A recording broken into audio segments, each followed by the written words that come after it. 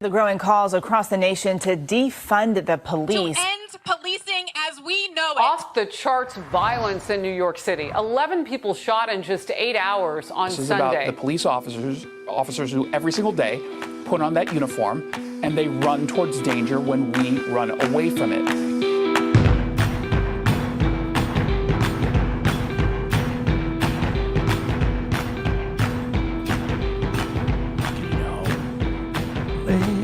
Get it on. Let's get it on. Let's get it on. Me and you, Tansey. Do you like my deep? Do you like my deep guns up, giddy up? I'm full of allergies voice. Full of COVID voice. Allergies make me so sexy. You're COVID. Sexy sounding. When does this thing start? It starts right. It's already started. We just started? But Man, started. without a countdown, I know I bitched and complained about a countdown, but when there's not a countdown, I don't know what to do. Well, I guess that's an important note for the viewers, right? We're pre-recording this one again. I didn't want to try only to use hours though, hours before it's only hours before, but I didn't want to do roadside 1 bar signal again in the rain under an umbrella to try to tell people that it was pre-recorded. I will be out of town, but I will be making someone else in my family drive the car. So when you somewhere probably in Kentucky is my guess. And I will be on my phone and I will be in the comments with you talking to people. But if people are listening, it's all irrelevant because they don't care that it's live. It's just they're listening back. In fact, they're probably in their cars sometime in the future, Friday evening, Saturday, Sunday, whenever they listen to the show, whenever they grab their favorite beverage and gather the kids around the radio for the Failure to Stop podcast, their favorite show, their favorite family show, then they don't care. They're already going to be like, will you just get on with it? We don't watch it live. None of us care what you look like. But you sound amazing. Your allergies make you sound great. so amazing. Yeah, I love that deep, bassy allergy voice. Wish I could have it forever, minus the pounding headaches and dry, scratchy throat and watery eyes. Other than that, it's great. You're dying of COVID right now, bro. I could be. We're all dying of something, that's for sure. But you're going to Kentucky. No, we're going to weekend? Tennessee. I'm You're going going to to Tennessee. But you'll be in Kentucky. I'm just assuming, like, by the time I when the leave show my goes house out. and get there, Gotcha. yeah, Gotcha. maybe Cincinnati. I might still be in Ohio, the armpit of the Oh, United States. Tennessee's beautiful this time of year. Fall's Yeah, right we're gonna now. be at this wedding. Leaves. Supposedly supposed to be like 86, 87 and sunny in Tennessee. Oh, I'm like, wow, dang, really? man. I thought this was gonna be like Fallish a wedding. basic white girl's dream wedding, like pumpkin spice lattes. And That's why we got married October 22nd, and that was every white girl wedding's dream come true, right? yeah. Did you get married in North Carolina? Yeah, I had a little vineyard. We actually had pumpkins on the tables, and we'd cut the tops of the pumpkins out and filled them with ice, and then there was beer in the pumpkins. There was Guinness in the pumpkins already cold, so you didn't have to get up and go to the bar when you're at the table. It's kind of nice. It's kinda Oh, like in a bottle, like Yeah, not, yeah, you like didn't a- fill the no, pumpkin with no, no, Guinness, no, no, with no, no, ice, no. ice Guinness in a Cans of pumpkin. Guinness. Cans You of have to Guinness. pick up the pumpkin and like pour it into people's glasses. Oh, It's just a pumpkin with straws sticking out of it. ice Guinness, anyone from pumpkin?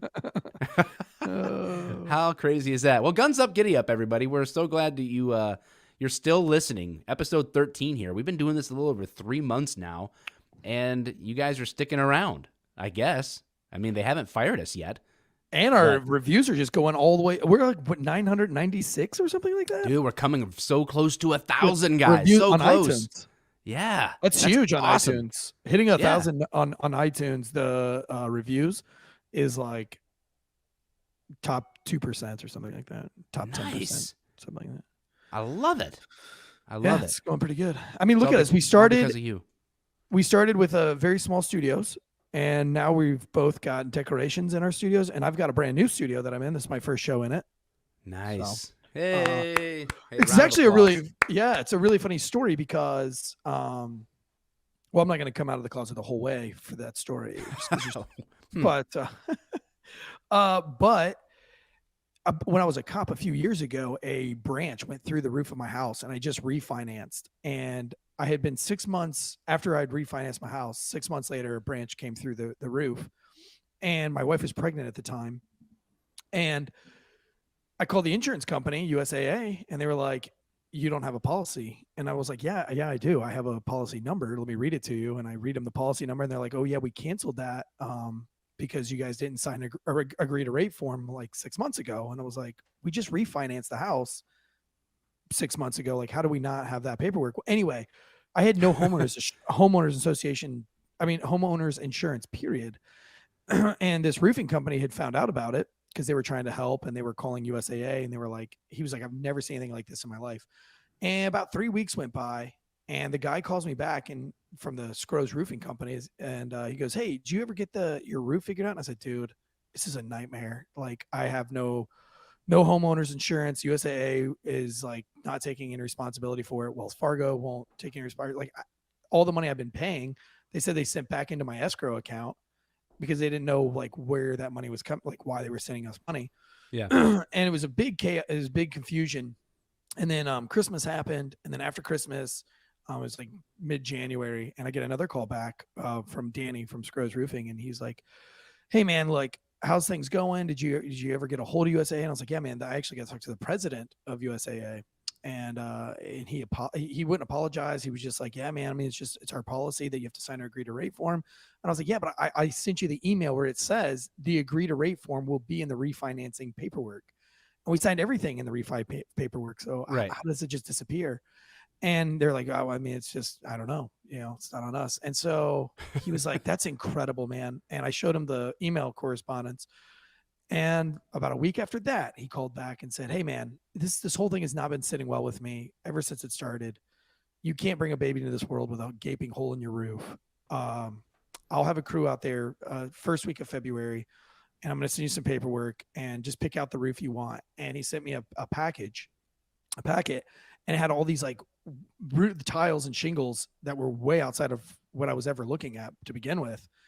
And I called his secretary back, and I said, "Man, you see in a book, and it's all these like 3D, three-dimensional shingles and 75-year warranties and all the whole 9 yards."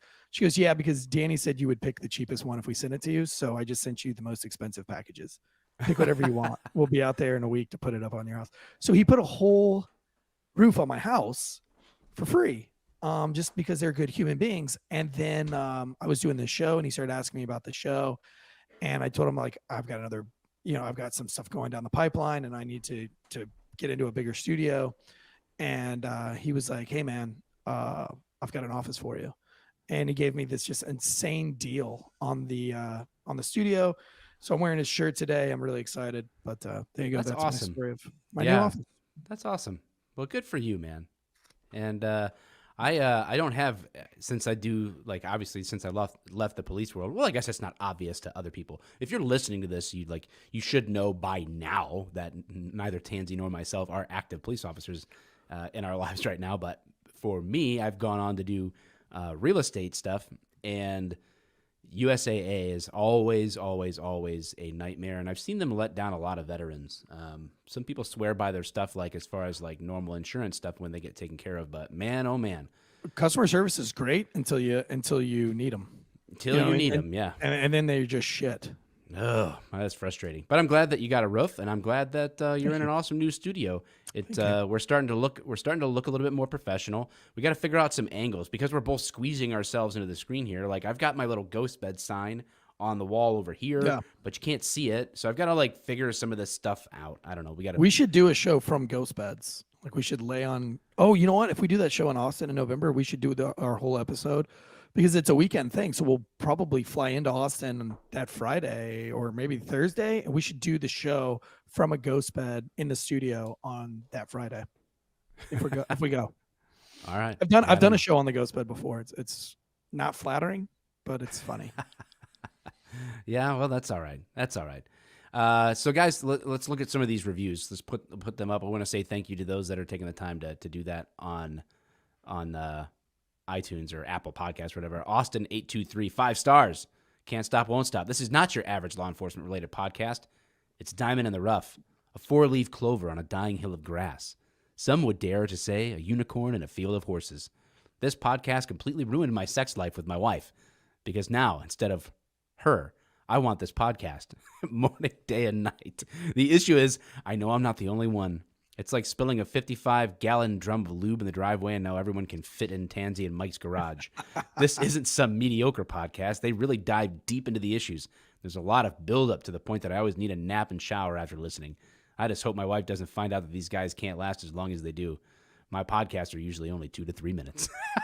Golly, that is the most in-depth, insane review I've ever. I love it. I've ever read. Good job on that review. I appreciate that. Thank you so much. Yeah, and you're welcome in our garage anytime. Bucky293, 5 stars. This show makes me, makes me tingly in the nether regions. Wow. Well, you might want to get that checked out. Our listeners seem to tend toward the sensual. Very sexual. That's maybe because the last show we were sponsored by Roman. Get Roman. Yeah.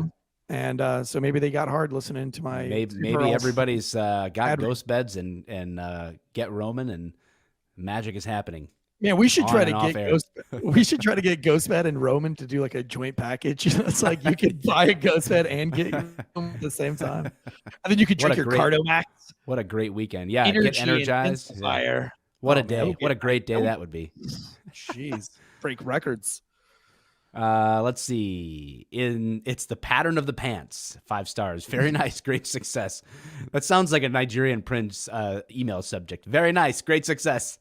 I think we can all agree that when it comes to community policing, those pesky second responders, fire/end. Well, you didn't help yourself there with saying end. You meant EMT. I think EMT and correct.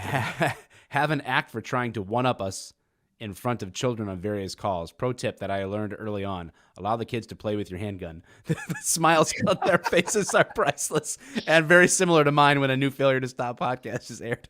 Oh my God. Always let the kids play with your handgun. Hey, what is this? Oh, it's my gun. Here, it's hot. Be careful. That's great. We're gonna talk, guys. Also, by the way, we're gonna talk about guns. That's the topic we heard you guys. We said we'd do an episode on gun laws. Our perspective on guns, and that's going to be the meat of the Failure to Stop sandwich today. So stick around. I was surprised how many of you guys reached out for that. I mean, we get messages a lot on shows we should do, but never once have I gotten so many messages about a particular show. And man, this week, it's just all this week. Are you doing a show on guns? Are you doing a show on gun laws? Are you doing a show on gun laws? So, yeah, this here we is are, it. boys. This is it. Here we are. Was there more, Elijah? One more What review. gun laws? Buster Mac, 5 stars. Voices so soothing. These 2 donut-eating SOB voices are so soothing. My girl doesn't let make noises in the bedroom. She just starts playing this podcast instead. Oh yeah. Oh, Jeez. you like what those allergies, girl? We went 4 for 4 on sexual comments. Yeah, I feel like maybe Andy's selecting these. Maybe Andy is the sensual one. Yeah, maybe as a producer. He's getting all boned up reading these. Yeah, maybe. Yeah, what's Andy doing here? Scrolling through these almost 1,000 reviews, just picking out only the sensual ones. I want to get lubed up. That's why he was pantless the other day at his little cubicle. I was like, Andy, what are you doing? He's like, I'm just looking at reviews. Just reviews. Nothing else. I'm just looking at reviews. Slams the laptop. I open it up to only find 5-star Failure to Stop podcast reviews. Oh man, I hate it when my mom always caught me looking at podcast reviews. The sad thing is that's probably I could see like that is what your mom would be mad at you for doing. I don't see you as like being like a crazy guy. Like you're probably literally reading reviews.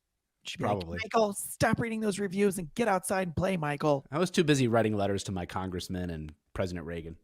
Oh man, I was watching nudie films. We didn't have porn, but Porkies. You had Porkies. We had VHS tapes that had nudity on them. Unfortunately, those VHS tapes were like Schindler's List and shit, so like couldn't really get into it. You try to like move the rabbit ears to get Showtime to come in or something like that. Where Skinamax. We did have the turn knob thing on your TV. So your dad would be like, get up there and turn it to channel 15. You're like, yeah. Remember when you had to have like your TV on channel 3 for your VCR to be able to record or whatever? Yeah, there's all sorts of like secret. Secret society codes to be able to actually record something on a VHS. And then if you did like the channel search and it would like program search channels, then you would sometimes get the fuzzy late night porn, the fuzzy late night porn videos that would show up on your TV. Me and my brother would just the wavy lines. Yes, me and my brother would watch those and like you could hear the terrible music, but you couldn't see anything really. But the funny thing is, like, the TV was like in a public space, so like the whole family could see, has access to the TV. But me and my brother would get it on there, and we would like start laughing, and my dad would be like, "Turn that off! Come on, damn it! How did that get on there?" And he'd get all upset. We'd be snickering and everything. Like the internet viral sensation. I think it goes back to a Vine from like 2017 or something like that. Girls like, "Can I get a yeah?" You know what I'm talking about? Oh yeah. What you got to do, and this is a challenge, an assignment, a mission for all of you Failure to Stop listeners to go get your friends with this, right? What you got to do is you got to send a voice message, right? If you have an iPhone, it works. I don't know how Androids work. But you send like a voice message, and you just talk really, really quiet. And then you start out by saying like, "Oh, hey, I saw you at the store the other day, and I was like trying to think about," and you just like randomly talk about whatever really quiet, and then all of a sudden out of nowhere go, "Oh yeah," and you just do that and repeat that a couple times. That way, like they're in the grocery store or they're somewhere with their kids or they're wherever, they're at family dinner, and then all of a sudden, my good friend Nate the other day, he's like, "I hate you." He's like, "Now my wife thinks I'm in the other room watching porn." I love doing that to people. Oh, so, dude, I'm sure many of you have YouTube done it, videos I get you. It's the best. Oh yeah, where it's that like it's like those are always. It switches to a it's different like scene. Yeah, you'll never believe what sound this fish makes, and it's like, you're like, whoa, what fish? It's like volume up. Yeah, dude, that's oh the my best. gosh. Yeah, that's always fun. But well, thanks for the reviews, guys. Yeah, thank you guys for that. And then the merch shop, man, so many people buying merch. Yeah, thank you guys. We got a bunch of new merch down. I know that we're gonna send some people some merch, but it's we've got a whole stack of our personal merch that we're able to give out, and that's coming. It just hasn't come in yet. So for those of you that we promised to send out a shirt or two, we're waiting on some mugs. So there's a few things we're trying to get squared away. It's a new shop. Everything's being built, and we really launched the shop way too early. Yeah, and we had a run. The very initial run, they were like trying to set up patterns and things, and people were buying faster than they could make them. I think the coffee mugs. I think the like wait time on the coffee mugs was already like 10 days. Just because people were really getting in there and getting those coffee mugs. So thank you for your patience, and we're getting it worked out. Yeah, one step at a time. You know what I'm saying? The shirts one are step fire, at a though. time. They are. All right. Hey, we've got a few things in the news. Before we get into the topic of gun laws, we've got a few things roaming around out there in the news. Did you or did you not have the information for the Hump Day Hero still? Is it gone? I Is got it it. gone No. forever? I've got our Hump Day Hero. Why don't you bless us? For some reason, it didn't post this week. We had internet issues. Apparently, Facebook or Instagram hates us. But either way, so we wanted to give credit where credit's due for our Hump Day Hero this week. We haven't done that segment in a couple weeks, I don't think. Somebody had sent me a message and said, "Why did that post get taken down?" And then I tried to click on the post that got taken down, and I never could see it. So I'm wondering if it's this post, but I don't know why, unless it's just because I copied and pasted the news story. I don't know. And then dropped a link to it. I don't know. But an off-duty Michigan State police trooper, his name is Nathan Selly. He was off duty at his residence. He kind of lives in a wooded forest area. And why I picked this was because I think it's interesting. He noticed his dog on his morning walk was acting funny and was pointing down into the woods and was just really acting Like stressed out. with a nail on his paw? No, with his nose, like a pointing dog would do. Ruh-roh, trooper. Right? And this isn't a police dog. This is like a personal family dog. What's that? And he's off duty. Bark twice if a man is stuck in the well. Right? And so the trooper, being a good cop, is like, well, let me see what this dog's all worked up about. So he starts following the dog down into the woods, and He thinks somebody was speeding in the woods or something? He found an old lady that had crushed her arm completely. She'd fall down an embankment, and she was in really bad shape. And literally, the hospital said she was minutes of dying. Wow. Internal bleeding and all sorts of things. She was laying face down, and she was about 50 yards off of the road. And so he got there, immediately got EMS en route, and started giving first responder care to her. But had he not followed the intuition, had he not be in focus, had he had not always been ready for the call, whether off duty or on duty. And I appreciate that, because I think every cop should always be ready and always be ready to spring into action, so to speak. And this cop was like, something's not right. Something looks funny. Let's investigate it, because that's what good cops do. And I bet you this guy's a good trooper. With intuition Looks down like there, that, sees an old lady. Huh. Well, I'm not working. I'll call Yeah, I'm off duty. 911. Hey, No, lady. but I mean, I think most hey, people would lady, just- I'm going to call the cops. They should be here soon. Have a good one. I think most people would have just jerked the dog along and been like, come on now. Don't worry about what's down in them woods. Or but he was like, Yeah. yeah, you know what? Why is my dog acting this way? Let me go down there and figure out what's going on. So, but she wasn't making any noise or anything. So, I mean, that dog had sensed that somebody, it's just a cool story all the way around. I mean, the dog's kind of the hero. The trooper's kind of the hero. That's the kind of dog that I wish I had. But Trooper Snelly, sorry, did not, I don't know why the post didn't go up on Facebook, and we apologize. So we'll repost that. We'll repost it. today. Heck yeah. We'll do a late Hump Day hero post. That's okay. Speaking of guns, which we'll be talking about, I caught an article in the New York Post this week that highlighted, and it's not just New York Post, but that's where I saw it. San Francisco will pay would-be criminals to not shoot people. Yeah.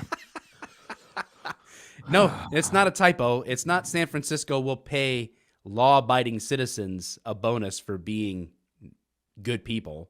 Like, it's not. That's what it might read if it was a sensible policy, but it doesn't. It says San Francisco will pay would-be criminals to not shoot people.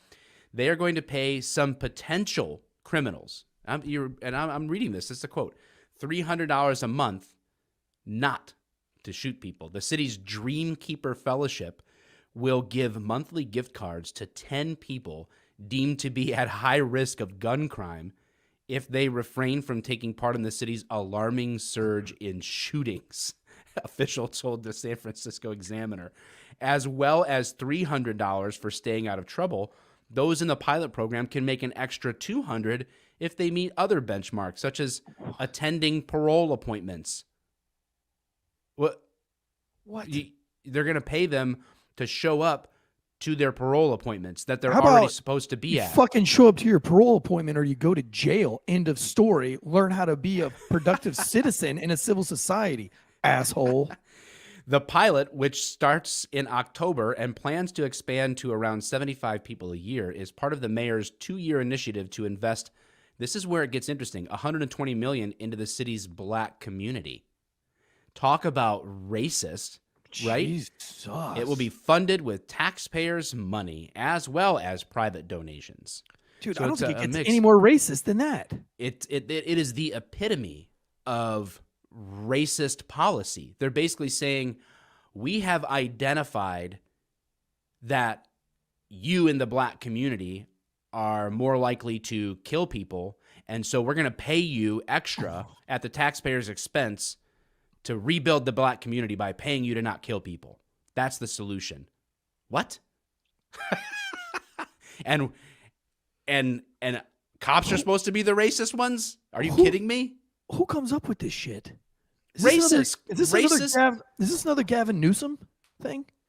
No, man, it's San Francisco. That place is like a utopian dream, right? It's the world in which Nancy Pelosi sits on her throne and eats ice cream while everyone else, and goes to the salon while everyone else is in lockdown. It's her kingdom. And we should be grateful that she leads the San Franciscoans. What San Franciscoites? San Franciscans? Homeless people. Yeah, the homeless. And I mean, literally in San Francisco, you can now shoplift, right? You can steal from a store, and there is literally, the police cannot stop you. Okay, it is a non-arrestable offense now, and the shop owners can't intervene. They have no recourse. You can literally piss in the street, and there's no repercussions. So people are pissing and shitting in the street. They're providing needles to intravenous drug users, so they're left all over the city. So it's You know what? and now they're paying people. They're saying, you know what, you guys are really starting to shoot a lot of people, so we're gonna pay you to stop shooting people, even if it's a future crime. It's like the Minority Report. They're like, you're most likely to kill somebody, so in advance of you doing that, we're gonna pay you $300 to start, just to make sure that we'll see if that motivates you. What is that? It doesn't even make any sense. What if you get your check in the mail and it's like, thank you for not shooting anybody last month, but you just shot somebody like the day before, and you're like, shit. And then you like call 911 and you're like, hey, so I got my check in for not shooting anybody last month, but I shot somebody last week. Do I return the check, or do I just not get a check this month? Let me clarify. This was you planning on shooting somebody, or you already shot somebody? Oh no, I did it yesterday. Oh, okay. No, you're fine, because the check is for who you will shoot, not who you have shot. Yeah. Okay, so you should be fine to cash that, and you are in complete compliance with the future shooting program. Yeah. Thank you for not shooting anybody last month. And are you, one last question, are you black or white? Because we really are hoping that you're black. If you're white, how many people did you shoot? Oh, one. It's still a mass shooting, because you're white. It's a mass shooting, and you're a white supremacist. So, and you're racist. Guaranteed to have a Confederate flag somewhere. Oh man, did you see that one guy from CNN where he had the like super racist cookie jar in his super fancy kitchen? Oh my god. No. You know how they had those like the antique cookie jars where they painted their faces like super dark brown and their lips really big and bright red? Yes. So the CNN reporter who was like the antithesis of anti-race. Let's see here, racist cookie jar. And, the embodiment of it, like he's definitely he's just like he's like everybody's a racist. He's a victim of everything. And so they were doing a show in his house, and then they somebody paused it and said that he had one of these things in his house. It's really funny. Hang on, let me see if I can find it. I should have gave it to Andy, and he could have posted it up here. Oh, Andy. But no, it was Tucker Carlson asked what blackface cookie jar is to Don Lemon on Monday evening. It was that was like recent. That was. Oh, wait a second. It was in Don Lemon's house? Yes, it was in Don Lemon's house. Yep. Yeah, well, that's okay. He so can get away with it. Funny, man. You've got to watch the video if you haven't seen the Tucker Carlson. Just type in Tucker Carlson ask what blackface cookie jar is. Is that racist or not? It was hilarious. They zoom in on it. They get all fancy with it. But yeah, a bunch of San Francisco. God bless. Yeah, good luck. And I've had cops from there reach out and just say like, man, it is exactly what you think it is. It's terrible. Like, sometimes from a distance, we could be like, a news story could be blown out of proportion, and we will tend to have a more distorted view of a place from a distance than we would if we were involved on the ground someplace. But I have San Francisco cops that are messaging me going, you know how like you talk about how terrible San Francisco is? Yeah, it is that. Like, you're right. It is as bad as you think it is. So keep up the good work. Let people know how bad it is. San Francisco is like that one group of friends that you have or that one set of parents that you know that you hang out with and their children aren't spanked or disciplined, and you go to the restaurant and their kids have to have the fucking iPad or the screen in front of them or they won't behave. Like that's what San Francisco is. Like you have to literally bribe them into behaving. Whereas like if you were a good parent or a good leader, your kids would just obey because it's the right thing to do. Yes, yes, man. I love your analogies when they're dead on like that. So perfect. In other news, anything else pop off in your head about what we saw in the news? We had some fallout from. I say we. I mean, I posted our Alan West breakdown on YouTube and Facebook and Instagram yesterday, and I had some people, definitely not happy with me, but that's not new. You like to incite. You're an insider, and I'm fine with it. I think it's funny because it's entertaining. I do read through the comments, but then they just give me headaches.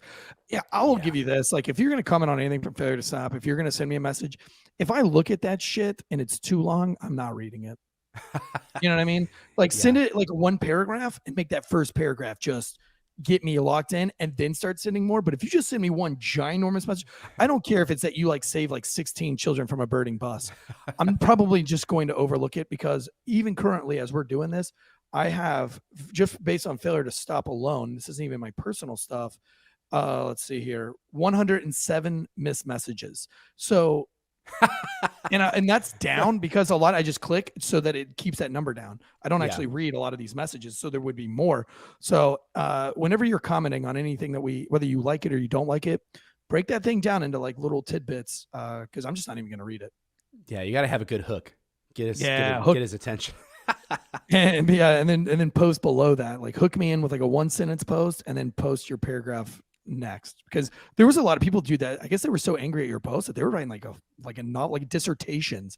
They were like going into like historically what you had, and I'm like, dude, the one post I think you put it on Failure to Stop about responsibility of citizens. Basically, like, we're complicit, dude. Some people are like, that guy that you're quoting, he was whatever, dude. I'm like, bro, we're talking hundreds of years ago, and it's a quote. Why don't you chill? Why don't you chill out? Yeah, like, relax. Is what we're saying, is this sentence a good thing, or is it not? I quote it because I didn't come up with it, but at the same time, it's like, I'm not saying that like everything and every action the man that I'm quoting did in his life is something that I support simply because I pick a quote and say, man, this really resonates with me. And dude, I think it's applicable for now. It was like, I think our Derek Chauvin trial or whatever, but I like had mentioned like a very liberal idea that I said was a good idea. I didn't say it was right or left, but I had mentioned an idea, and maybe it was like the police should be elected. Chiefs should be elected like sheriffs. Oh yeah. But anyway, that's a very liberal concept. That's a very Democrat led kind of thing there. It's not Republicans saying that chiefs should be elected. And like this guy like blew me up on this message, and I look at him and he's, this whole Black Lives Matter thing. And I'm like, I think what it is that they just hear things and they assume because of politics. Yeah, people assume like everybody's so switch on or off that it's like if you say something online, like if I criticize the current administration for anything, like, and I'm always trolling Joe Biden's posts, I troll my governor, like I'll comment on there, and people automatically every time it's a guaranteed I will get a knee-jerk response. Well, what about Trump X, Y, or Z? It's like, hold on a minute, man, like. Who's bringing Trump into this? Who's bringing the other side into this? Let's talk about what we're actually talking about. But everybody just automatically assumes that all of a sudden, like, I literally got 45 tattooed on my scrotum or something like that, like as though I'm all in on something else because I had an issue with whatever, like, how about we just talk about the issue? What does it matter? Like, it's not about the side, it's about the issue, and let's talk about that and what makes sense right here, right now, with what's in front of us by principle. But people can't think that way on the internet, it seems, very often. Well, I mean, you see where the protesters wearing the gorilla masks were throwing. Dude, people were like Except punching that Rico. guy in it was, in Larry Elder's crew or whatever. I don't know who the dude was. But Larry Elder. And Larry was getting comfortably into his car while some other dude was taking shots to the ear. I'm like, that Dude, shit hurts, like, man. could you like, that guy getting imagine- smoked in the head? the thing is always like, look, I think every politician is a piece of shit. We all know that. I think that if you go balls deep into rooting for somebody, look, I get that you have to vote for who you need to vote for, but at the end of the day, you need to realize that the person you're voting for is not a good human being. You just need to know, is he going to be a good lead? Is he going to be able to make the right decisions in the country or not? These are not good people. These aren't role models. Policies that they will advocate for going to be beneficial or not. Like, to you, politicians have to be a means to an end at this point, right? Like we're not putting our trust in the person. Yeah, it really comes down to like, hey, this is the process and we need to leverage policies that we believe will be most advantageous and best in line with our values. And maybe one day when the people stop listening to the media and the people start listening to each other and stop letting the media divide them like they so easily do, and let the social medias divide them like they so easily do, that maybe one day all Americans will come together and be like, dude, you know what? We've been dealt a really shitty batch of human beings to lead this country, and we need to fucking wipe this out and start fresh. Like, we need to get all these politicians out of there and get some like good, decent human beings in there that are actually making good choices and not flying around on these big fancy planes and like, look at us peasants. Like, I watched Peterloo on Netflix. It is so shocking how close that movie relates to nowadays. I don't know. What's the movie? It's called Peterloo, like Waterloo. It's called the massacre at Peterloo, but the movie's just called Peterloo.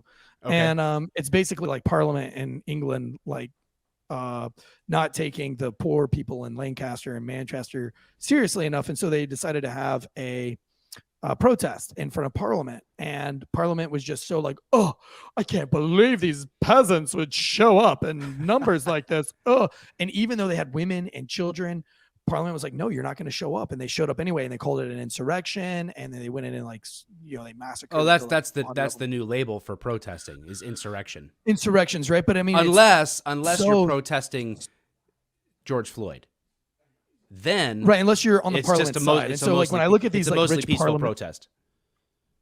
Yes, and that's how it was like watching this Peterloo thing, is because if you show up in numbers for the Parliament side, it's happy and cheer. But if you show up on the peasant side, so very much this whole, what do these peasants have? But as soon as the people kind of figured this out here in the United States, that we're all just being duped, and we're getting dealt hands like the Bushes, like the whole Bush fucking regime, and that's the best we have to vote for. Like when you are offered Joe Biden as your best choice, or how about this, Hillary Clinton and Donald Trump, that's what your government has chosen for you to vote for.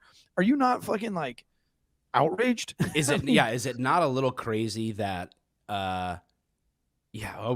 maybe it's careful not to go down the whole political maybe it's the politicians that are the problem. Maybe it's the politics that are the problem and not the people, because nobody's making this country worse than politicians. But just for what it's worth, so what stood out to me when I saw that video of Larry Elder's walking somewhere, getting back to a car, and he's got a group of people around him. I presume some level of security or whatever.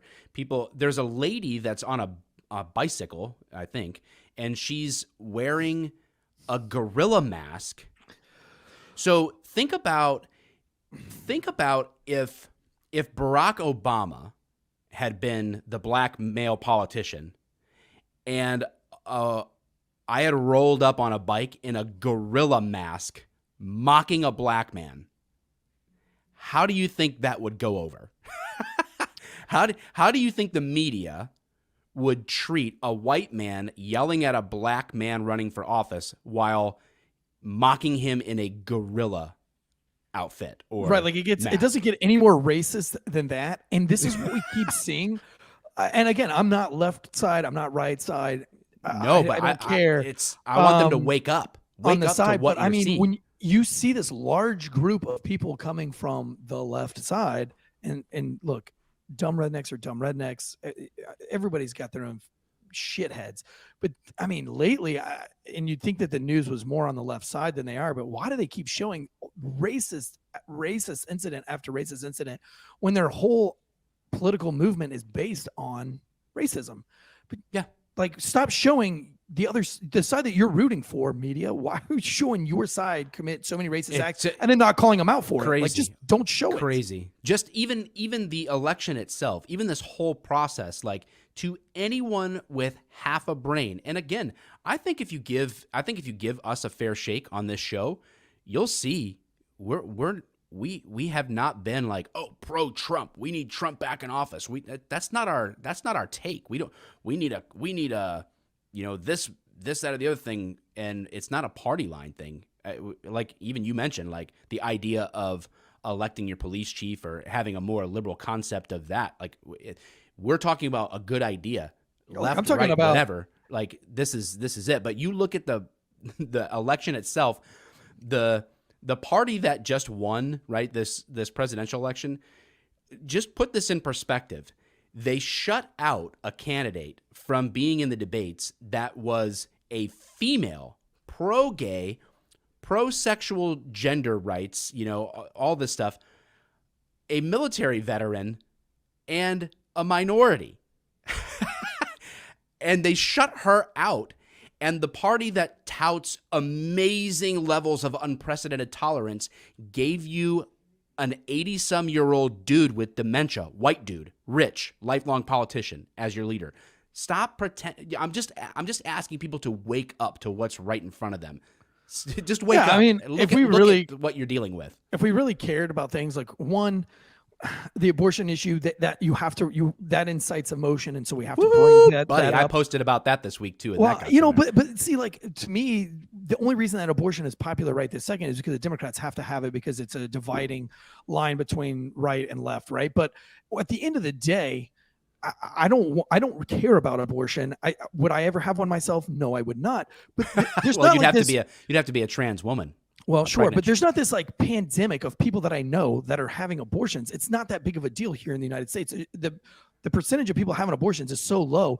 Like, there are other fish that we need to fry in this country, but because abortion sparks emotions and it sparks religion, it's an easy go-to. It's like racism. Racism is not really racism is not an issue in the United States. Like, racism is so far and few between in human beings that it's not even an issue. It's just the media makes it and keeps it an issue because it drives emotion. Abortion, there's not this like massive pandemic of women killing babies for all sorts of fucked up reasons.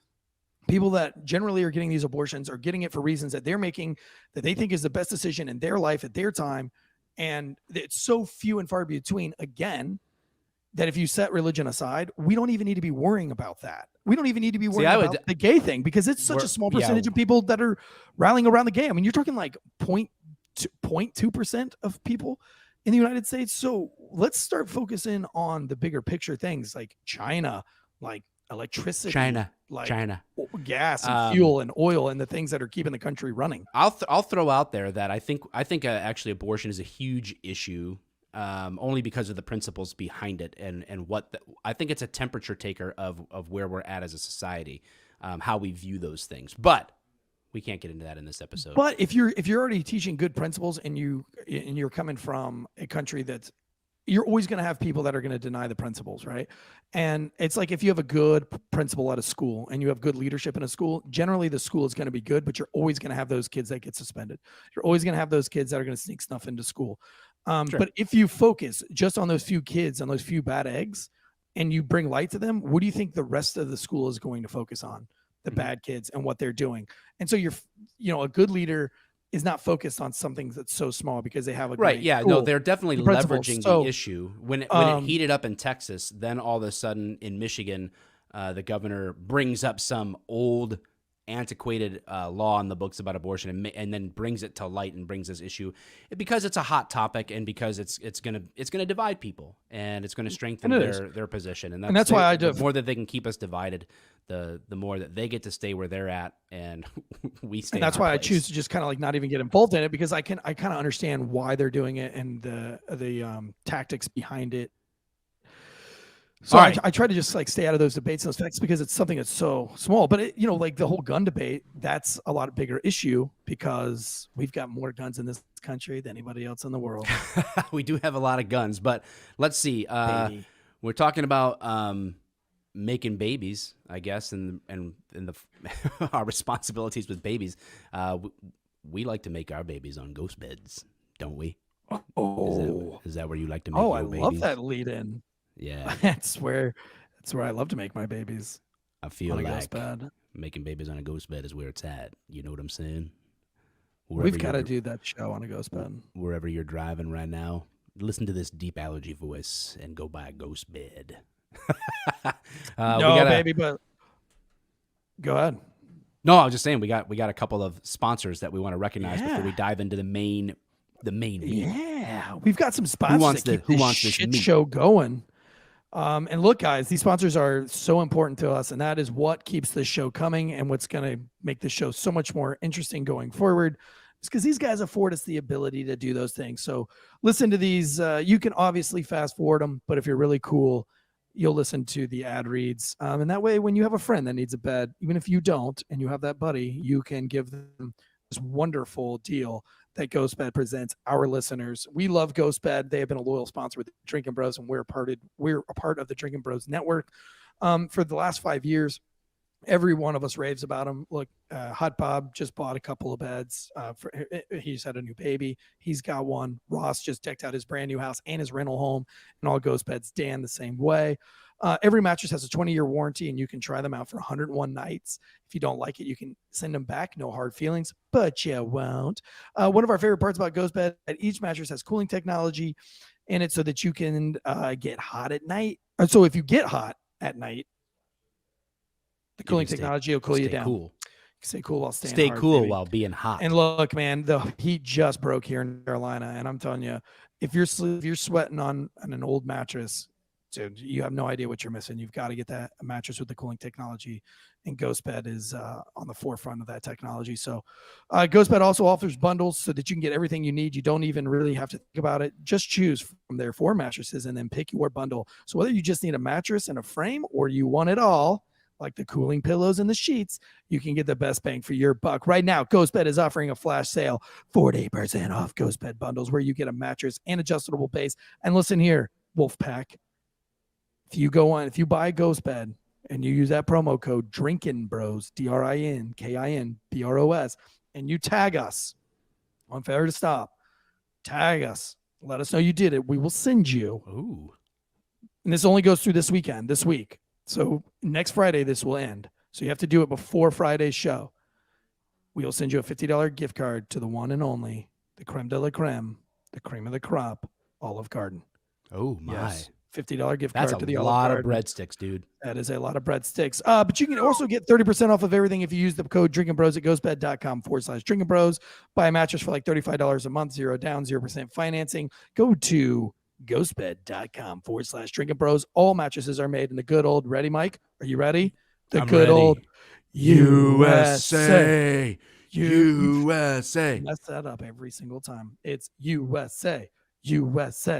Well, how come you didn't? I was trying to match your cadence. Yeah, your cadence was way off. It's supposed to be like if we were at a funeral and we were in an honor guard and everybody's supposed to shoot at the same time. I'm like pow and you're like pow. And then it's like pow, pow, pow, pow. And it sounds like popcorn. It's all supposed to be one loud pop, Mike.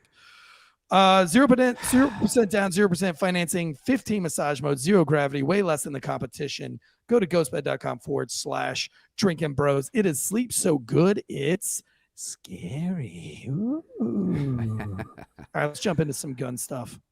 Jumping into the gun stuff. All right. I'll tell you my position right off the rip. And with anything, I'm sure that there are exceptions.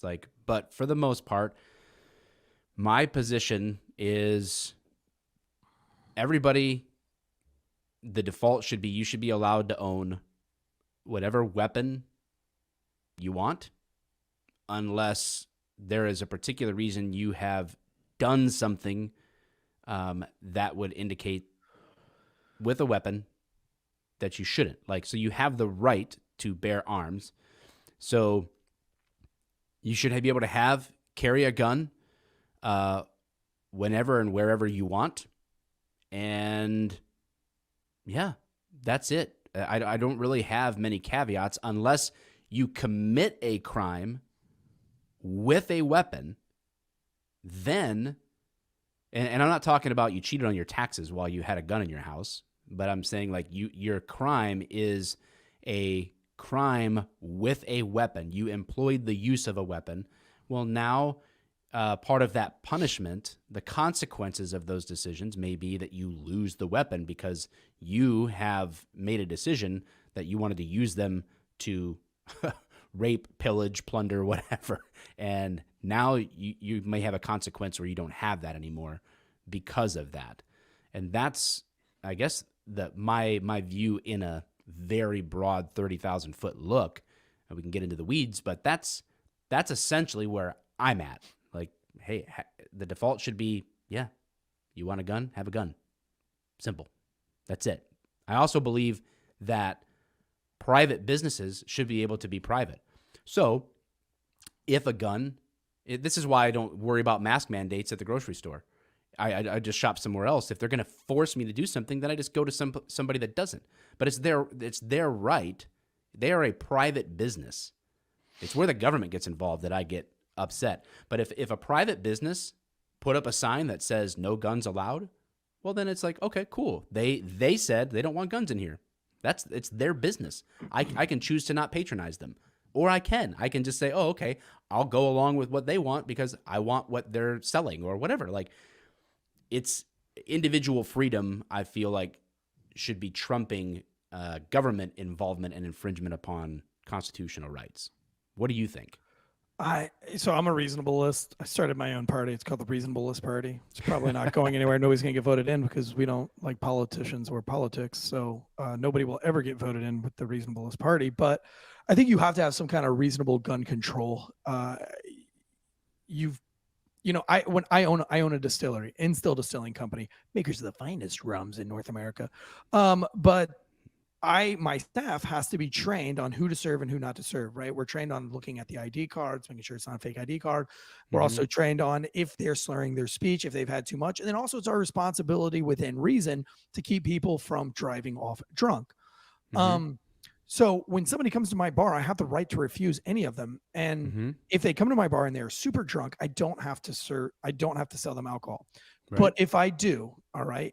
And listen, this is another problem because I've had people come in on pills or some kind of other intoxicating substance before they even got to my spot or impairing substance. And I say, look, I can't serve you. And they're like, well, I haven't had anything to drink tonight. And I'm like, well, yeah, but you're on something. I don't know what you're on, but I'm not going to serve you because it's not that kind of establishment.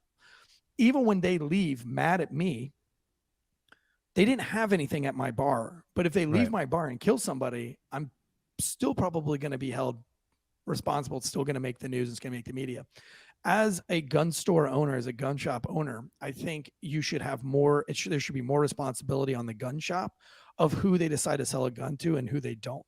And so they should be using common sense, logic. They should be questioning these people. What is this gun for? And if that person goes, hunting, okay, well, I'm not going to sell you a gun because you're stupid. Because I feel like you have ulterior motives. Why? What would be the difference in that and serving somebody alcohol? I feel like context is completely different because I can buy, if I have 17 drinks, I'm going to guaranteed have a problem in like the results biologically are not going to be good. And so there's that is a more immediate context. I feel like to have a real comparative analogy would be a man comes in to a gun shop and has a trench coat on, is sweating, and it's like, I need a gun. I need, give me this gun real quick. And you're like, whoa, buddy, like, are you okay? Right? Like, why are you sweating? It's 70 degrees out, and why are you in this long coat? And like, why you have a bunch of knives on you already? Now you want a long gun? Why? That would be like the red flag. Like, what's going on with this guy in the moment? But in general, I could come in and go like, I have, I won the lottery or I saved up my money, and I come in, I go, I'd like to get 7 guns today. I bought a gun safe. Hey, I'm going to start my collection. I'm going to buy seven guns or 17 guns. And what responsibility does the gun owner have if I am a law-abiding citizen coming in to purchase a firearm that I have a right to have, possess, and carry, what difference would it make to them? Do you have the right to own matches? Do you say Just strike own a fire? matches? Yeah, to start a fire. You have the right? Yes. Like, it's your right. It's your God-given right to go to the store and buy a book of matches and make a fire. Yes. However, if you buy too many matches coupled with AA batteries, a store has the right to not serve you those matches, especially in rural areas where methamphetamines are being produced. Sure. And they'll make you fill out paperwork on why are you buying these matches? They're trained to talk to you. If you try to buy too much acetophedrane, I forgot what it was. Pseudoephedrine. Pseudoephedrine. You have to show an ID, and they will only serve you. They'll only let you buy a certain amount, and that's because there's an inherent danger in buying those things. I don't think that there's anything unreasonable about a gun owner you having to fill out a quick survey, and I'm not talking about a federally mandated survey, but maybe a standardized survey that just kind of says, "Hey, just due diligence. What is your what is your purpose for buying this gun?" And I think you have the right as a gun owner. Well, sure. You should ask them.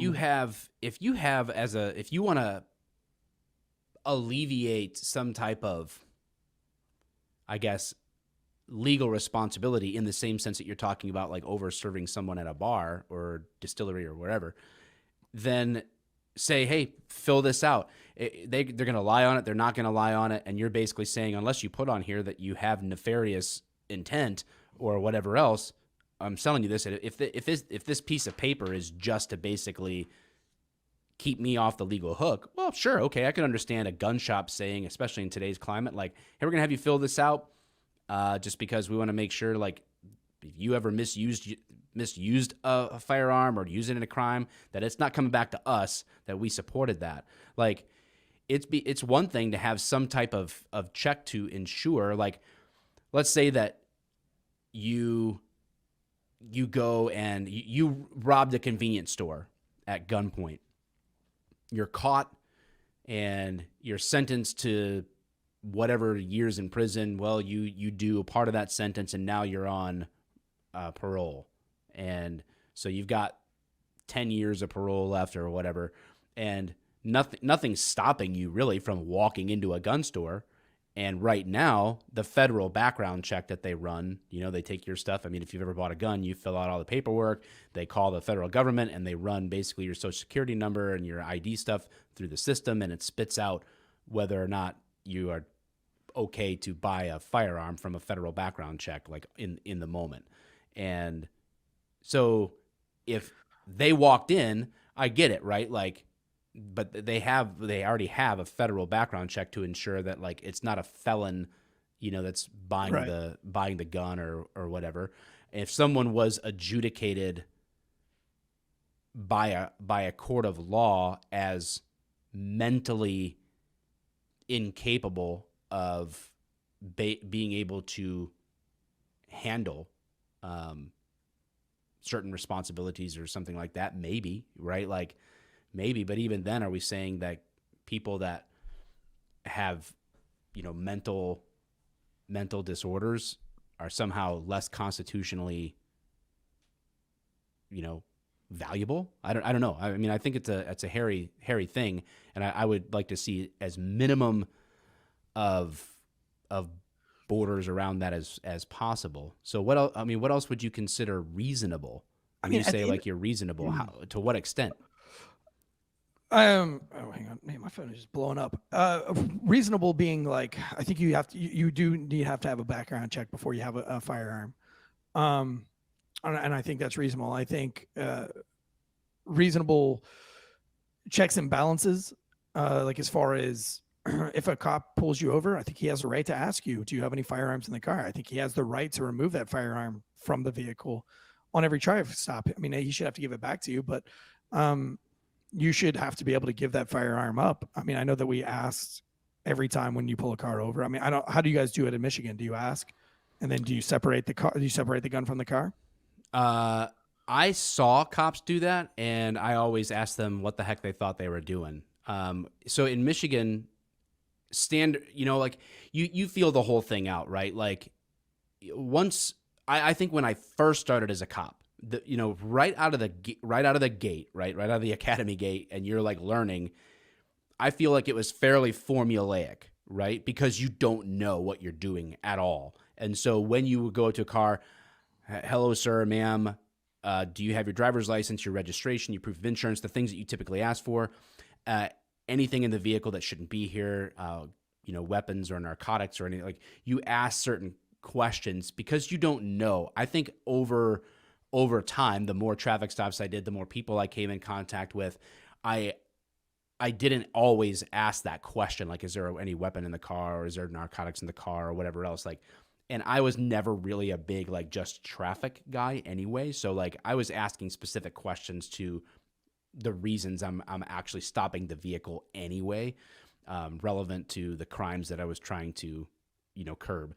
But here, if you have a concealed pistol license, the law here is that it's a must disclose state. So if someone is carrying a concealed pistol with a license to do so in Michigan, they have to tell a peace officer that they have that on them. But I never ever once said, "Oh, let me see the gun," or "I'm going to get this." And I saw cops like unload it and then put it somewhere else. To me, I never did that, not once, because a law-abiding citizen has the right to have that. There's no reason for me to touch their gun. There's no reason for me to separate them from it's silly to do that, in my opinion, because law-abiding citizens by default aren't the ones that I'm concerned about. If I'm stopping a car that matches the description of an armed robbery suspect, I'm approaching the car differently. My questions are different. And then if I'm seeing a gun, even if the person says, "Oh, I can carry that. I have a license." Well, it doesn't matter. I'm like, "Hey, okay, great. What I'm going to have you do is step out here. I'm going to explain why I stopped the car, what's going on." I may separate them from a weapon in that case because who's to say a legal gun owner at the time didn't, commit a crime with the gun that they previously could have, and now they're committing crimes with it. It's a different circumstance, but as a general rule, I absolutely never would separate someone from their weapon because I don't feel like it makes me safer. And I feel like if it was going to make it worse, now I'm introducing the gun into the scenario. I'm the one doing that. And I've put it in I mean, I don't like to sit back in my cop car and write out a citation while that dude gets to stew on it sitting next to his firearm. Yeah, I never felt that. I always, if there's a firearm, and so we're an open carry state, so a lot of people have it open. So carry. are we. Yep. And so if I pull a car over and obviously I see the gun, but you can't open carry in a vehicle. Then it's concealed here. You can open carry, but you can't sit in your car with it. You got to separate the gun properly anyway. Oh, really? You have a CPO. So you can have your gun in your car. It has to be on your seat, or it has to be on in the cup holder or on the dashboard, which is ridiculous because when you pull them over, like they're always like take it out of their pants and like throw it on the thing, which is dangerous too. But if there's a gun, if I can see the gun in the car, I'll usually say, "Hey, do you have any firearms on you? Or is that your only one?" They'll be like, "That's my only one." I'll be like, "Do you mind if I step you out of the car?" And if they say, "No, I don't want to step out of the car," well, in the state of North Carolina, you pretty much have to get out of the car. Any state. Yeah, the Supreme Court, Pennsylvania v. Mims is. But if I don't want anybody out of the car, I'll explain it to them. Like, well, in the state of North Carolina, if I want to step you out of the vehicle to separate you from that firearm, I can. Or I can just take your firearm and put it in the trunk. Which one would you rather do? But I always want to separate the person from the firearm, especially in a stop, especially if you're going to write a citation or if you're going to write a ticket. But where I worked, gun violence was the major issue. In Charlotte, North Carolina, this weekend, a 4-year-old and a 3-year-old. A 4-year-old was killed in a drive-by, and a 3-year-old was seriously injured, or it might be the opposite of that. It might be the 3-year-old died and the 4-year-old was seriously injured. But either way, gun violence, especially in the inner city, in poor populations, the inner city, gun violence is a huge deal. And so getting those guns off the street is a tricky challenge. And when you look at it statistically, it's not a major pandemic. We're losing 14,000 people a year think that's what the statistics is. The number of firearm homicides are about 19,141, and a good portion of those are in Alabama. Go figure. But Louisiana and Alabama have got some Brothers terrible and sisters on gun domestic violence calls go crazy. But St. Louis, Kansas City, St. Louis, there's some of the top cities in the United States that have gun violent problems.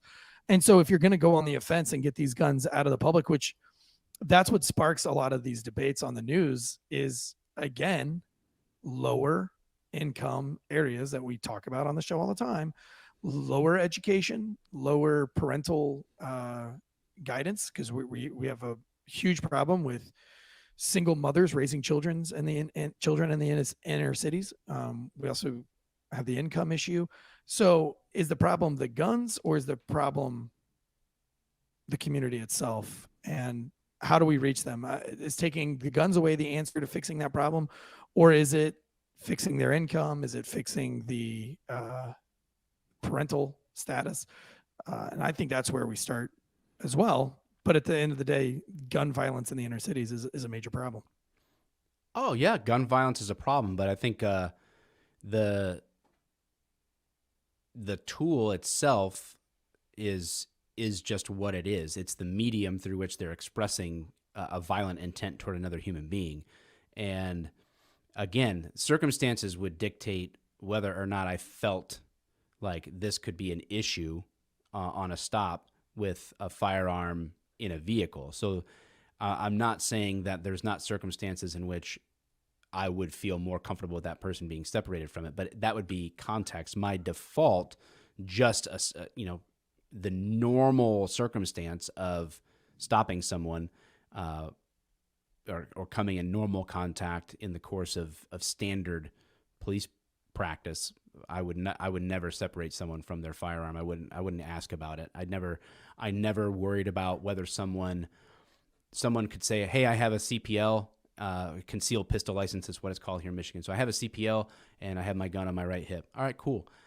I didn't even usually ask to see usually they're going to hand me their CPL with their driver's license, because that's what they're told to do in their classes anyway. Right. So 99% of the time I don't have to ask, but that other 1%, I didn't even ask, because I'm a real big Second Amendment guy. I'm a big all amendment guy. I'm like, hey, right, this is, you have the right to, you have a right. I'm not, my job, if I'm to uphold and defend the Constitution of the United States, my job is your right to bear arms shall not be infringed. That's what it says. I don't, and I know that courts exist to sort of interpret the law and bring it into a practical sense of what can be enforced or not enforced. You put the fences around the law. I understand that. It's kind of like the free speech thing, right? It's illegal to yell fire in a crowded movie theater or whatever, right, falsely. Yeah, you have the right to do it, but now you've impacted other people. But that's where your free speech is now infringing on the rights of others. So in a gun sense, to apply that in a gun sense is like someone carrying a gun. It isn't infringing on my right, and it's not doing anything to anybody else. And so that's why I say the default mode for me is you can carry a gun. Cool. You have to me, I would be like, you have a rocket launcher in your trunk. I don't care. Doesn't matter to me unless there is some conspiracy and you're being tracked because you are plotting to blow up a school with rocket launchers. Well, now you're using a weapon. Now there's a plot, a plan. There's violations of moving from normal to now you're trying to use weapons to harm people. Well, now we have a problem with the rocket launcher. But if my buddy came and said, "Hey, I have a rocket launcher," awesome. Can we shoot it anywhere, or what are we gonna do with it? If you want to defend your home with a rocket launcher and blow up the face of every person that's going through your car for spare change, have at it, man. I think if the NRA was smart and they to combat gun violence and to combat the percentage of people dying by guns in America, because we're 20 times higher than any other country. We have more guns civilized than people. countries. Yeah, but we do. But the majority of murders, not murders, but deaths by firearms is overwhelmingly by suicide. More people are committing suicide by a gun than are being murdered by a gun. Mm-hmm. And so if the NRA really wanted to try to tackle and put all their focus into mental health, and I think that's where like reasonable gun laws, filling out a survey, filling out a psychological survey. I had a friend kill himself 2 days ago, and he did not use a gun. He actually gave his gun to another friend of ours because he was feeling like killing himself. And now this has been a 2-year ordeal. We've talked about involuntary committing them. I have very little faith in the mental health here in Raleigh, North Carolina. I know how especially Holly Hill, which is where there would be involuntary committed. It's nothing but check the block. And so, our friend would have killed himself and then just been angry at us why he did it. Because they're definitely not, literally we've checked somebody into Holly Hill. 2 hours later, they walked out into the traffic and killed themselves. And when we went to Holly Hill and say like, look, we brought him here, not as an IVC, but we talked him into coming here and y'all let him go and he killed himself less than 15 minutes afterward. And then they trespassed us and wouldn't let us back in the building for our investigation without a warrant. So, I mean, that's how shitty the mental health system is here in Raleigh, North Carolina. But he gave the gun away, but he still killed himself, right? If you look at Korea has like one of the highest suicide rates in the world. And they don't use guns at all because they're not allowed to have guns. So if we could tackle the mental health problem, then your percentage of gun deaths go down and really nobody else has an argument after that. Right.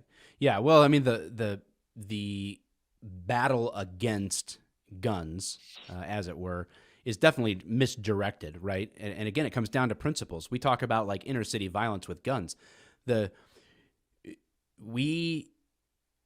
trying to put a Band-Aid on cancer. The problem isn't, to take this the right way, the guns, right? Like that's the outworking of what's really going on.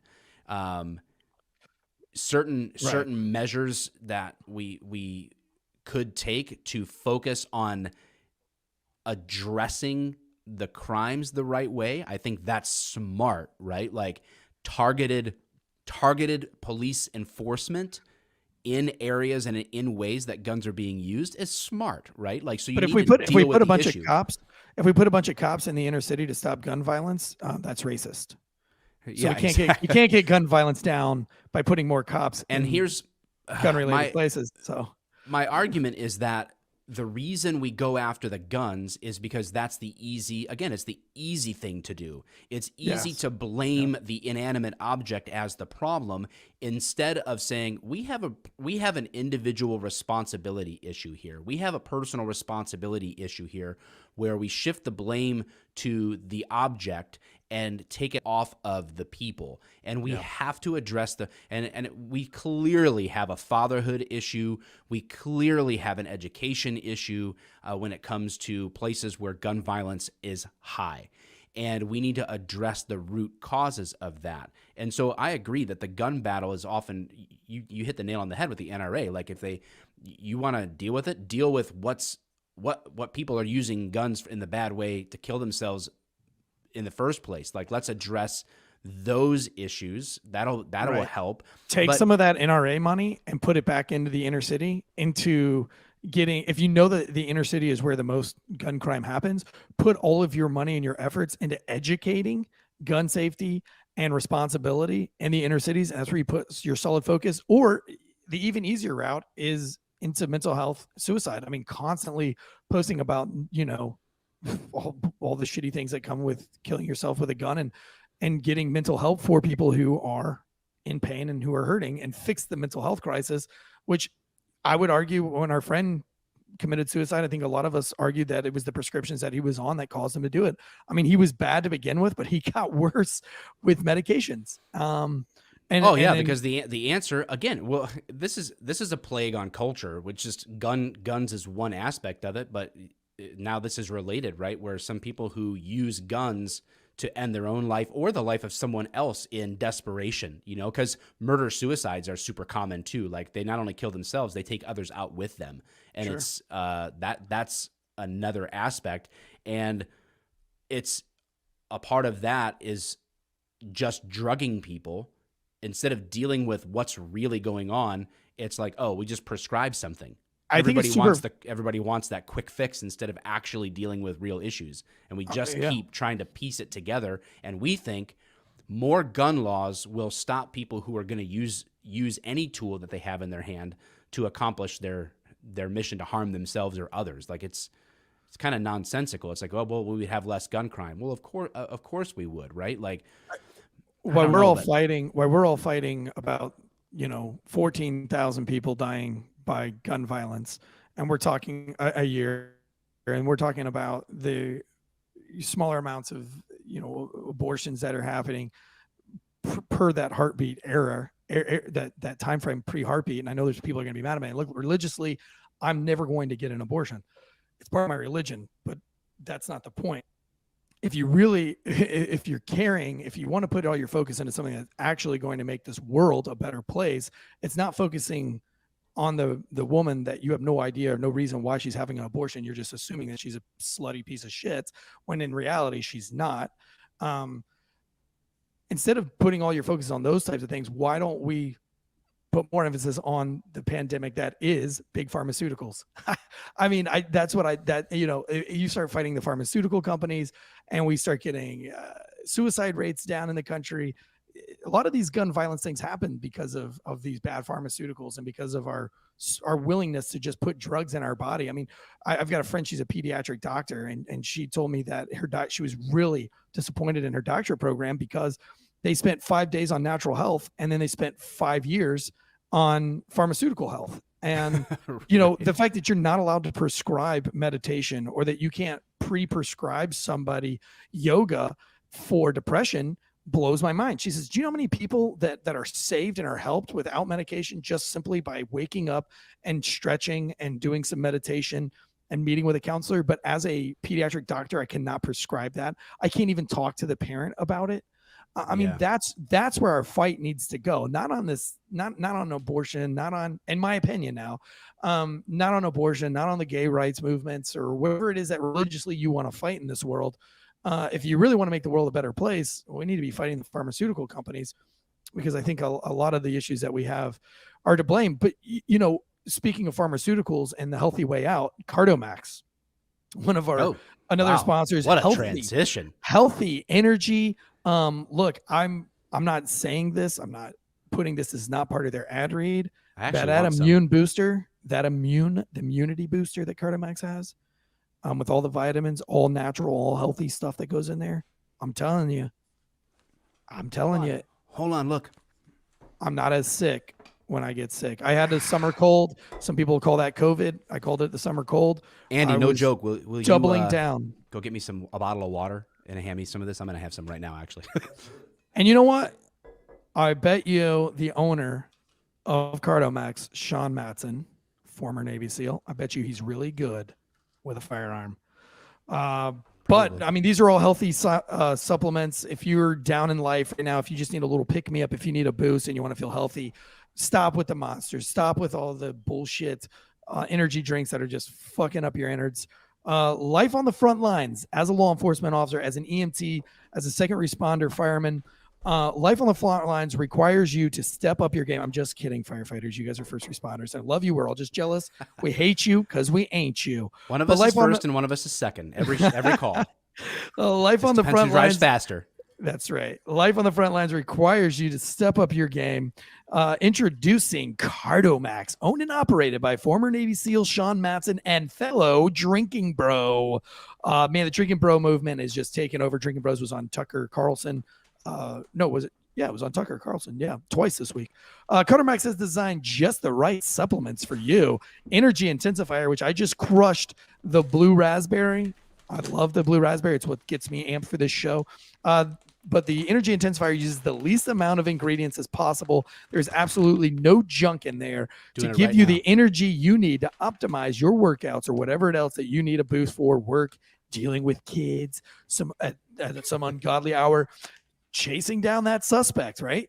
You want to be ready for that foot chase before you kick off the shift. Hit roll call. While you're in roll call, shake it up in that beautiful CardoMax shaker. Get you some of those good healthy vitamins, and you can type those reports, chase those bad guys all night long. But we're talking B3, B6, B12, caffeine, some BCAAs. It tastes great. Ingredients are healthy, and it's made by a veteran and drinking bro. That's why we love CardoMax when we need a clean, healthy pick-me-up. I mean, that stuff gets me through every week. I absolutely fucking love CardoMax. And it tastes Energy good intensifier, too. baby. Pink lemonade going down the hatch right now. Oh, pink lemonade. CardoMax is offering Failure to Stop an exclusive offer, 30% off your next 4 orders. Look, 4 orders that last you like 2 months. Go to cardomax.com. No, it lasts you more than that because I think each pack has 30 days. So it's 3, 6, 9. So that's 4 months. It's 4 months of energy intensifiers. Go to cardomax.com and use that promo code, all capital letters, Wolfpack. Did it work this time? Never do that again. CardoMax.com, promo code Wolfpack, all capital letters, and you will get that 30% off your next 4 orders. That's CardoMax.com, helping you achieve your max. I love it. Appreciate you guys when you hang through these ad reads, and appreciate you guys when you actually go and support these sponsors. It keeps us rolling. So you go to YouTube and hammer that like button, because I always make funny faces when I do my ad reads. So you want to watch that, hit that like button, hit subscribe to the Mike the Cop YouTube channel, baby. No, I think first on the forefront of getting gun control down, which kind of ends that whole gun debate. If you give them nothing to stand on, then we've got to fix culture. We've got to fix society around us. And we've got to kind of figure out what's important now.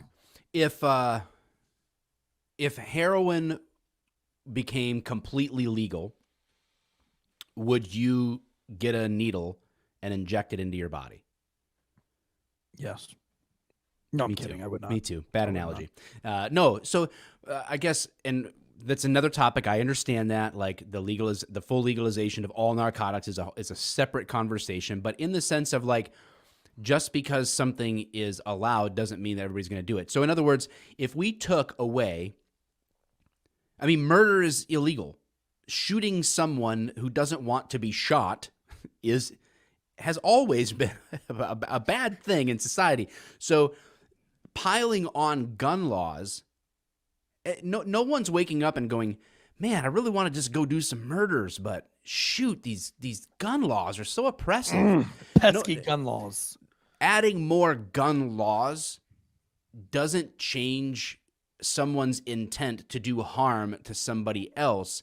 Maybe it would change the instrument if there was a massive gun confiscation and the average person didn't have access to even black market guns, which there would be, just like narcotics are illegal, but you still buy them anywhere. Like, you're going to be able to buy guns. People make them, sell them. There'd be a whole black market. It doesn't sell guns. And what's funny is you bring up abortion. People are like, well, if it was all outlawed, it would just be done in the alleys. So, and the same people want more gun control. Well, if you just take it all away, then what do you get? You get people doing it illegally anyway. And so is the solution is gun control, better use of guns, accomplished through increased gun laws? I don't think so. I think common sense shows us, and when we compare it to other issues, you start to see, this doesn't make much sense. More gun laws doesn't change the reality of people or their circumstances or their intents. So you have to address the root causes of these things as much as you can. Again, I don't want politicians to be the solver of problems. I think we need to think about this from a cultural society, well, that's a stupid redundancy, from a cultural perspective in our communities. Like, in our communities, what issue do we have with this, and how can we address it?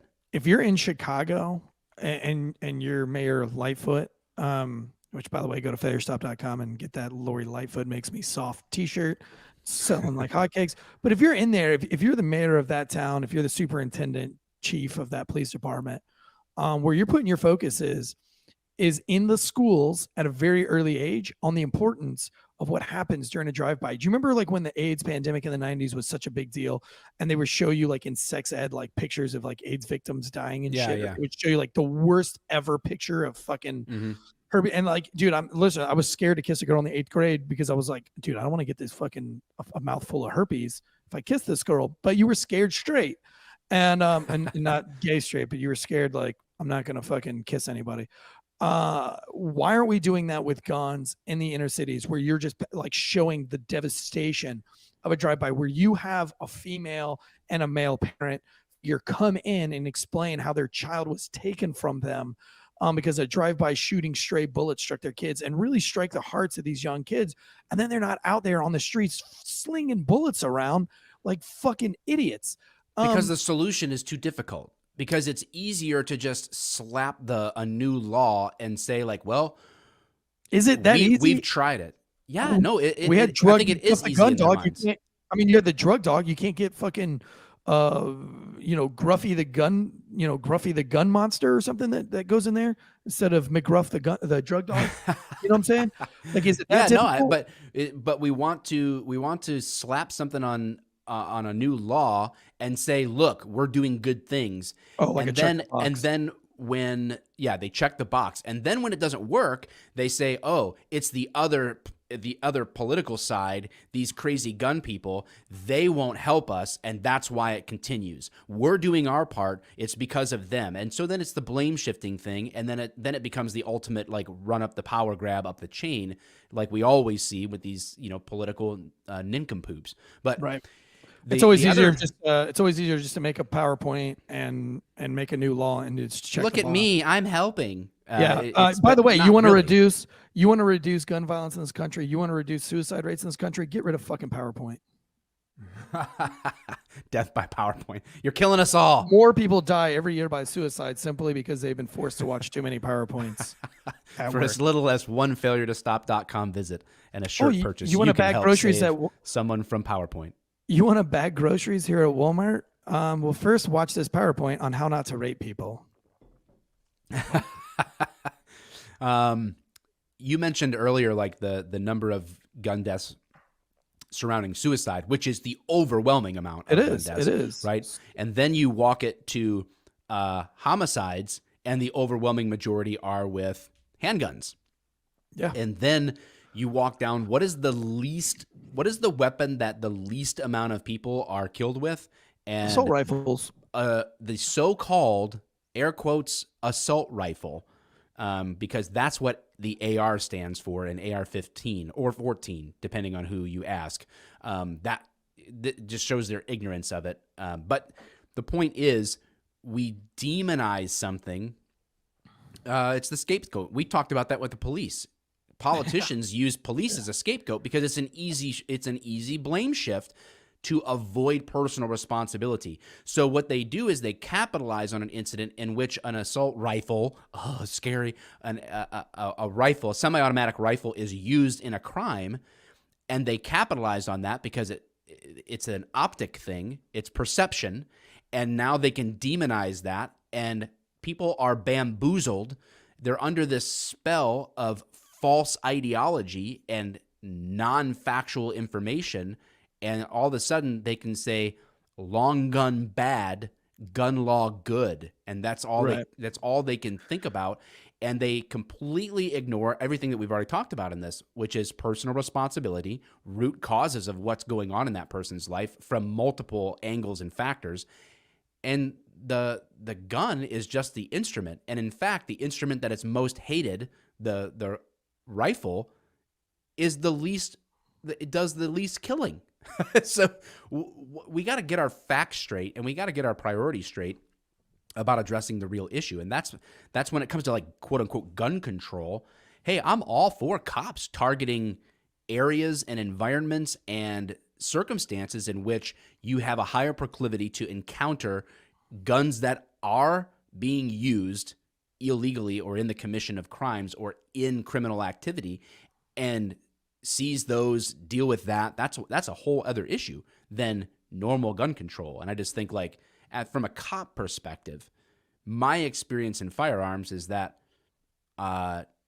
just most of the people that have firearms with them aren't committing crimes, haven't committed a crime. Sure. And I don't care. Have as many guns as you want. I just never enforced it. It wouldn't matter to me. Like I said, people think I'm lying. It's not hyperbolic. If you want a tank, I don't care if you have a tank. You have the money to buy one and you want to have it on your property and have a tank? Cool. I don't care. People are like, well, what about nuclear weapons? I was like, well, now you're just making shit up. Like, that's not even practical. If my neighbor, if if Steve can make a nuclear weapon, man, that guy probably has the right to own it because he's a smart dude. I don't know. I don't think that the average person, we're not taught, it's a nonsensical argument because you're talking about non-reality, right? Individuals don't have nuclear weapons. Stop living in a fantasy land. But you know who does have nuclear weapons? The fucking government.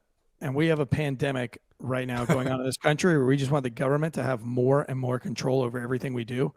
And they have all the weapons and they have all the guns. And if you watch that movie, Peterloo, I don't know how accurate the movie is. I'd have to do more research on this thing. But I mean, man, it's very scary what a government can do and how a government can articulate things. And I see that happening right now. And I think if there's a time more than ever to own a gun, it is right now.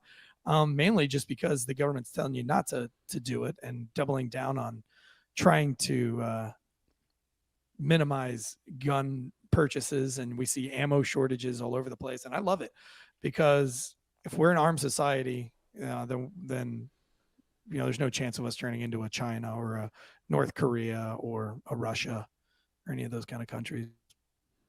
Yeah, and we see that when the government has all the weapons, and we've actually heard this from our leadership, like you don't have enough to take on the federal government. I mean, and that's true. We've given the power over. I mean, hopefully our military wouldn't turn on us like that. Like I think most people serving in the military, if the marching orders were go door to door and start taking people's weapons, I don't think that the normal you wouldn't have the whole file, military. You'd have a few. I mean, and there'd be some. There's no doubt. That's what they're working on right now. That's why they're forcing out leadership by mandating these vaccines. That by the way, let's talk about that real quick. The military is forcing guys coming back from overseas to take vaccines that aren't FDA approved. There's only one Pfizer vaccine that's approved right now, and it's hard to get. You can't find it anywhere. And so the military has, and especially guys overseas, have until September 17th to get vaccinated. However, they don't have access to the FDA approved vaccination. And I don't think that's fair. I don't think you should have to put an experimental drug into your body in the military. I mean, and we said, well, you join the military, you get lots of shots. Yeah, but they're not experimental drugs. Well, this one is FDA approved. Then why aren't you giving the military the FDA approved drug? So I have a friend who is in EE8, which is a very high rank. It's one rank below sergeant major. And he is about to be discharged after 19 years of service because he's refusing to get the vaccine. And he says, I'll get the FDA approved one, but they aren't making it available to them, and he can't find it anywhere near where they're stationed. So, and he says, on principle, I don't think that the military should be sending out an email saying it. We don't care if you can get the FDA approved one or not. You have to be vaccinated by a certain date. So now you've got really great officers or great soldiers with lots of experience and lots of time and lots of leadership that aren't stupid, that aren't suckling at the government teat because they weren't raised in yesterday's or tomorrow's school system, which is all about obedience. And that's why we have these children wearing masks all up over their nose all day, and you have teachers not wearing their masks. Do as I say, not as I do. And more government power, and these guys are getting out. Meanwhile, the younger generation of yes men are coming up, and that's a huge fucking problem. Yeah, that's a huge problem going forward. Because then you're going to have police departments full of yes men. You're going to have soldiers that are full of yes men. To bring aren't it back willing to to question authority. The gun control debate will be the same thing, right? Like as more yes men rise in the ranks, and we all know that's how you typically rise is being a yes man. As that happens, I still stand by, because people will be like, oh, cops are the ones that are enforcing these things. I'm like, yeah, you know what? For the most part, they're not enforcing gun laws. Like, they're not out there just taking people's guns. They're not out there infringing on your rights. Like, the cops aren't doing that, right? Like, does it happen in certain places, certain circumstances? Sure. I'm sure there's cases where that's gone on. But mostly we don't have that problem yet. But as the good guys decide they're not going to play this game and they transition into another career, or they go to a more rural agency and they're just not getting involved in the politics and trying to play nice with everybody, well, then you're left with the kind of people who will infringe on your rights, who will, I mean, you talk about being a reasonableist. They'll be the ones willing to be unreasonable because that's what they're told to do. It's their job. Yeah, I mean, right now I had a discussion with a high school student yesterday, and when I started talking about questioning authority, and I talked about like, well, do you question that? And she's like, well, you can keep saying to question things, but that's just because you're racist, and that's just because, and she goes on this whole spurt because she is being taught right now that you do not question authority. Do not question authority. And if you question authority, you're already labeled as a conspiracy theorist or a tinfoil hat person. So questioning authority, it's political gaslighting is what's going on. It's insanity to me. And like, you want the cops that are questioning authority, because those are the cops that aren't just doing things directly by the book and accidentally writing somebody for a DUI that they might have been able, if they would have thought outside the box a little bit, or have been like, man, how do I not take this person to jail? And really focused on something else. But you don't. You have somebody, and I'm not saying she was a bad cop, because I think she did everything exactly how she's been taught and trained to do it. But if you talk about critical thinking, if we start teaching people to critically think, which that's becoming a word that's off limits now. Critical thinking is a conspiracy theorist kind of a human being. But if we're able to critically think and say, man, she's old, she said she's had nothing to drink, I should believe her because she hasn't given me any reason to not believe her. Maybe I search her car really quick and see if there's any open containers. Maybe I ask her, hey, can I talk to the children in the car and just ask, them a couple questions? Maybe, I don't know. I don't know what the answer is. But we're getting younger officers who are coming up that we don't question authority. The book says I have to give 5 DUIs, so I'm going to give DUIs, even though we don't have quotas. So you should always be questioning that. Like if a sergeant says, guys, you guys are really lacking in DUIs, I'm the first person to go, yeah, but you can't give me a quota, so I can give as many DUIs or as less DUIs as I fucking want. So eat a dick. There's nothing you can do about it. But right now we got people that are like, and that's what we're giving it. It's like, hey, wear a mask. But we're not even wearing proper masks. You're just wearing a mask just to fucking wear something to show that you're obedient, but you're not even wearing the right type of mask. So this is all a facade. This is all for show. This is all for nothing. Yeah. It's for obedience, because you're not questioning that authority, in my opinion. And what I fear is that when it comes to this sort of issue, and you lay that on top of the gun control subject, the problem is that our rights will be eroded and eroded and eroded, and we will get legislated out of our rights. It's they're talking about making the Supreme Court bigger right now. More fucking government. Yeah, no, it's the increase in size and legislation. It's definitely jumped the shark a while ago. Like this is, and I think a lot of people are looking around going, how did we get here? And we've probably been here for a long time. It's been happening. And then all of a sudden you kind of live your life and you look up for a second and you're like, whoa, we are not where we were or where I thought we were. It's crazy because I homeschool my children. My wife and I homeschool our children, and my kids are raised by me. They're raised at skate parks. They listen to punk rock music mostly. I mean, they're rad little kids. But I was hanging out with that child yesterday, and I forget because my kids don't go to school, so I'm kind of oblivious to what's being taught in the schools right now, and these critical race theory stuff where your parents are bad. I mean, the person that I was talking to, their parents are very loving human beings, great human beings. They are morally great human beings. They are parental good human beings. Everything about their family, but their daughter right now, who's 12, was like being defensive and then like crying in front of all of us because she felt like she was ganged up on, and now she hates her parents and she didn't want to come out of the bathroom, and it was this whole ordeal. And you're like, wait a minute, like look at all the things, look around you, look at all this amazing shit that you have going on in your life. And when I start seeing other kids from public schools these days, whether it is when I go to rugby matches and I'm surrounded by other friends of mine's children, I really see like this pussification, this wallowing around on the ground, my knee hurts, or tattletaling uncontrollably. And I want to look around the parents and be like, look, my kids are younger than yours. And my kids aren't tattling like that. My kids aren't wallowing around the ground every time they get touched, in flag fucking rugby. I mean, my kids aren't so caught up in arguing with other players about what the score is. What are your kids learning and what's being taught? Why are your kids acting like such douchebags? Yeah. Get a hold of yourselves. Like, I'm embarrassed for all of you, but I can't say that because I have no friends. Well, I guess you got to choose your Dude, friends carefully. I know, like, some of my friends have like some really shitty children, and I hate to say that, but like, damn, dude, some of you guys, you need to like take a step back and check your children, man. It's ridiculous. If I go out to eat, if you ever invite me out to eat and you bring your kids and your fucking kids are on a screen for even like 10 minutes while we're out to eat, I'm going to just get up and walk out. And if your kids are running around the table after you've taken the screen away from them, I'm still getting out and walking out, and you're paying for my meal. Absolutely ridiculous. I'm sticking you with the check.